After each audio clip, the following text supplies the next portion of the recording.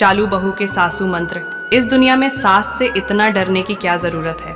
आखिरकार वे भी तो कभी बहू थीं और बहू को भी देर सवेर सास तो बनना ही है।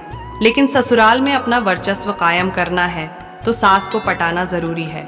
इसके लिए घर की इस लाइफलाइन को सही ढंग से पकड़ना है, उसके हर उतार चढ़ाव पर नजर रखनी है और उस पर कितना दबाव डालना है इसका भी सही सही अनुमान लगाना है।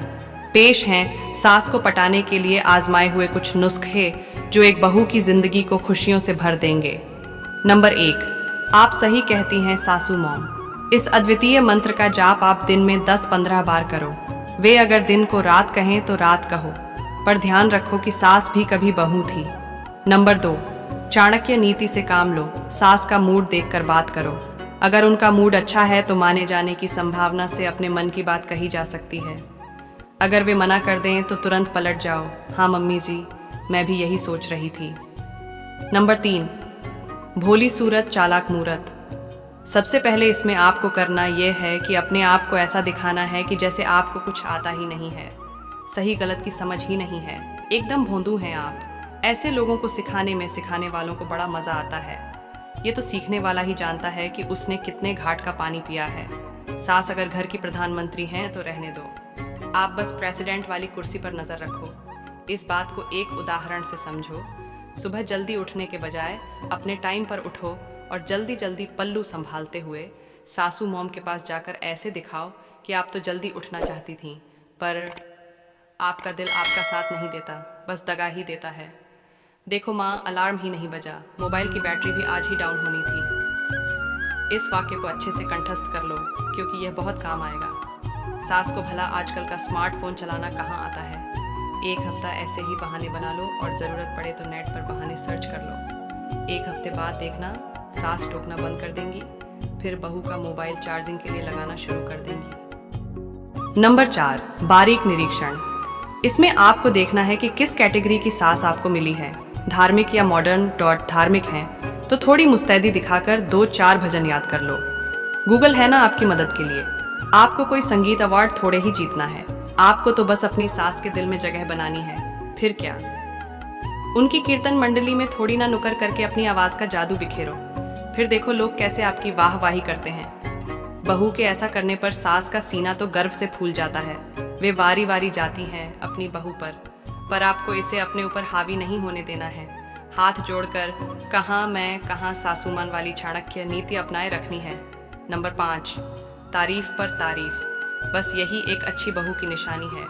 उसे सास की दबी इच्छाओं को नए सिरे से उभारना है। वे जो भी बनाएं, जैसा भी बनाएं, उनकी पाक कला पर उंगली उठाने की कोशिश नहीं करनी है, वरना बतौर इनाम आपको ही रसोई में पिसना पड़ेगा।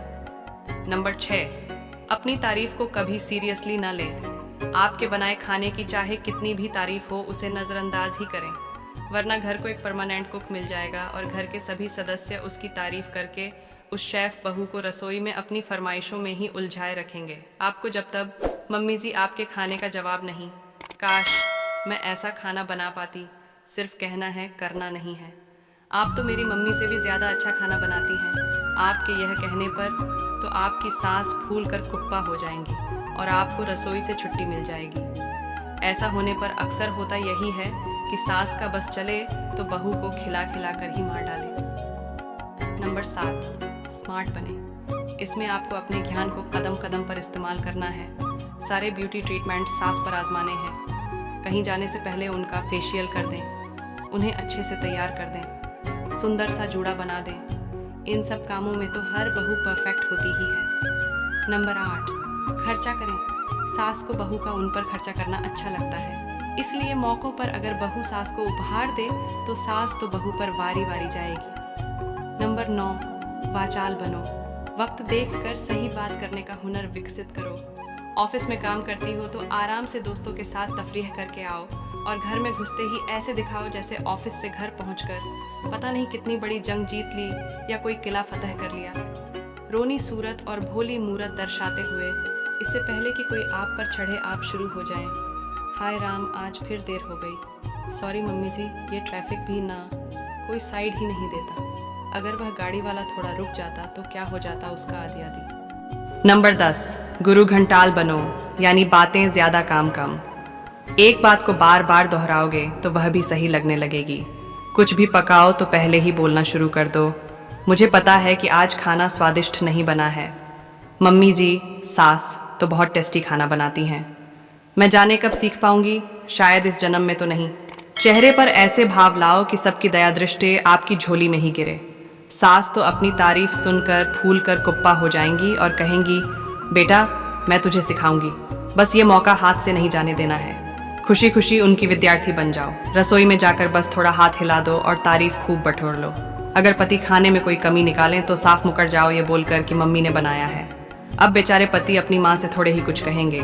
आप में से कई लोग सोचेंगे कि क्या ये नुस्खे काम आएंगे? जी हाँ, 100% काम आएंगे। ये बात और है कि सब बहुओं की किस्मत इतनी अच्छी नहीं होती कि उन्हें गाइड करने वाला मिल जाए। अंत में गुरु मंत्र, विपक्षी पार्टी को कमजोर समझने की भूल नहीं करनी है। अगर आपकी चालाकी पकड़ी जाए तो दांत दिखाकर हंसते हुए कहना है, मम्मी जी मैं तो मजाक कर रही थी, मेरा वह मतलब नहीं था जो आप समझ रही हैं। पर देखो आपने मेरी चोरी पकड़ ली, आप महान हैं। आपने तो CID वालों को भी पीछे छोड़ दिया, आदि आदि। बस तारीफ पर तारीफ। डरने की क्या बात है सास से? ये नुस्खे जानकर कोई बहू नहीं डरती अपनी सास से। बस इतनी सी गुजारिश है बहुओं आपसे कि इन्हें अपनी सांसों से छिपा कर रखना, वरना कुछ भी हो सकता है।